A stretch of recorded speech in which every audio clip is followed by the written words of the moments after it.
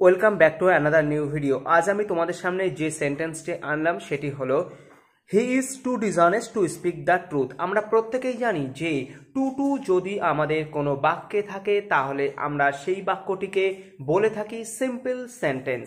আশা করব এই বিষয় নিয়ে কোনো রকম কোনো ডাউট নেই। তাহলে আমাদের এবার মনে প্রশ্নই জাগতে পারে যে এই সিম্পল সেন্টেন্সকে আমরা কিভাবে কমপ্লেক্স করব এবং কিভাবে আমরা কম্পাউন্ড সেন্টেন্সে ট্রান্সফর্ম করব।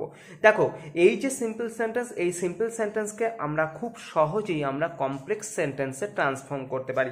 আমরা অবশ্যই আগে এই বিষয় নিয়ে আলোচনা করেছি, তবু আজ আমি তোমাদের সামনে সিম্পল কমপ্লেক্স কম্পাউন্ড একটি বাক্যকে কিভাবে ট্রান্সফর্ম করতে হবে সেই নিয়মগুলি আমি যদি একটি ক্লাসে তোমাদেরকে বুঝিয়ে দেই তাহলে আশা করব এই বিষয় নিয়ে আগামীতে কোনো রকম কোনো সমস্যা থাকবে না। চলো আজকের ক্লাস তাহলে শুরু করা যাক। এই যে বাক্যটি এখানে আছে, he is too dishonest to speak the truth, এখানে যে টু এবং এই যে এই টু যদি কোনো বাক্যে থাকে তাহলে আমরা কিন্তু খুব সহজে এই বাক্যটিকে কমপ্লেক্স করতে পারবো।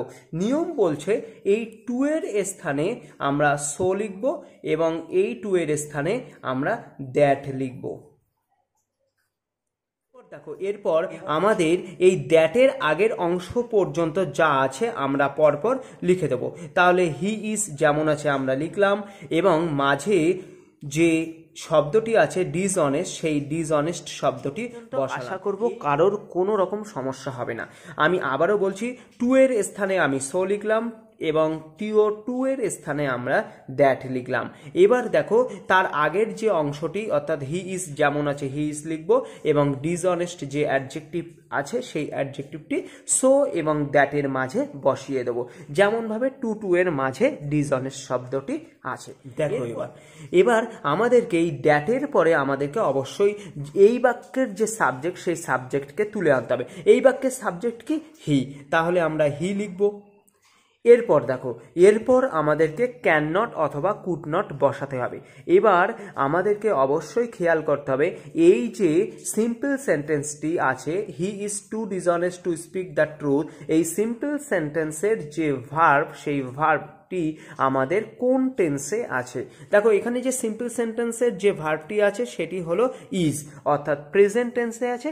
প্রেজেন্ট টেন্স থাকলে আমরা ক্যান নট ব্যবহার করব এবং পাস্ট টেন্স থাকলে আমরা কুড নট ব্যবহার করব। তাহলে আমরা হি এর পর অবশ্যই ক্যান নট বসাবো। আমরা প্রত্যেকেই জানি ক্যান নটের পরে আমাদের ভার্বের ফার্স্ট ফর্ম বসে এবং আমরা এটাও জানি যে টু এর পরে ভার্বের ফার্স্ট ফর্ম বসে। তাহলে আমাদের ভার্বের ফার্স্ট ফর্ম নিয়ে কোনো রকম কোনো চিন্তা করতে হবে না, অর্থাৎ আমাদের টু এর পরে আমাদের স্পিক রয়েছে, এই স্পিক হলো আমাদের ভার্বের ফার্স্ট ফর্ম। তাহলে আমরা ক্যান নটের পর স্পিক লিখব এবং তারপর দ্য ট্রুথ যেমন আছে আমরা পরপর লিখে দেব। তাহলে আমাদের যে কমপ্লেক্স সেন্টেন্সটি হলো সেটি হলো he is so dishonest that he can not speak the truth. আশা করব এই বিষয় নিয়ে কোনো রকম কোনো সমস্যা থাকবে না। এরপর আমাদের বাকি থাকলো কম্পাউন্ড সেন্টেন্স, কারণ যে সেন্টেন্সটি করেছি সেটি হলো কমপ্লেক্স সেন্টেন্স এবং যে প্রশ্ন ছিল সেটি হলো সিম্পল সেন্টেন্স। এরপর আমরা কম্পাউন্ড সেন্টেন্স নিয়ে আলোচনা করব। দেখো, কম্পাউন্ড সেন্টেন্স করা খুব সহজ। আমি তোমাদের একটা কথা অবশ্যই জানিয়ে রাখি যে এই ধরনের বাক্য কিন্তু তোমাদের তিনটে ফরম্যাট একসঙ্গে দেবে না।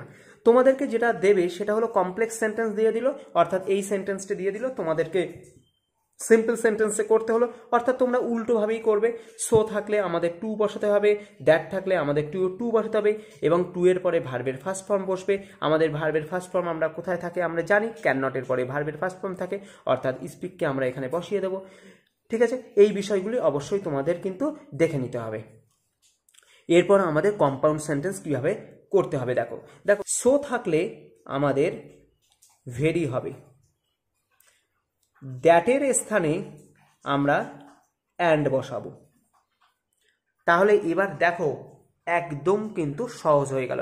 এরপর কমপ্লেক্স সেন্টেন্সের বাকি যে শব্দগুলি আছে সেই শব্দগুলি আমরা পরপর বসিয়ে দিই। তাহলে আমরা হি ইজ প্রথমে বসিয়ে দিলাম, তারপর ভেরি আছে, তারপর সো এর পরে ডিসঅনেস্ট আছে, তাহলে আমরা ভেরির পর ডিসঅনেস্ট লিখব।